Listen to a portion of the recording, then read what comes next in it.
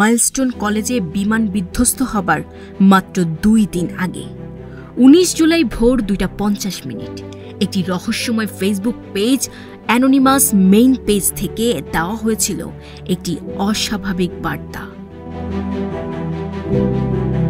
সাংবাদিক ইলিয়াস হোসেন তার একটি ফেসবুক পোস্টে বিষয়টি জনসম্মুখে আনেন।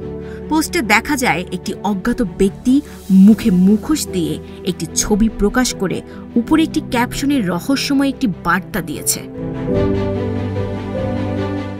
বার্তায় উল্লেখ ছিল একটি স্কুল ভবন ধসে পড়বে এবং এতে বহু শিশুর প্রাণহানি ঘটবে।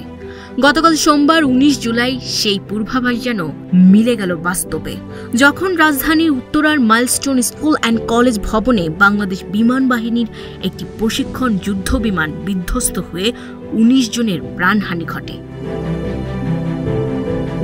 এই রহস্যময় ঘটনাকে ঘিরে সামাজিক মাধ্যমে ও জনমনে চরম চাঞ্চল্য তৈরি হয়েছে। তাহলে কি এটি নিছক দুর্ঘটনা নয়, বরং কোনো পরিকল্পিত ষড়যন্ত্র?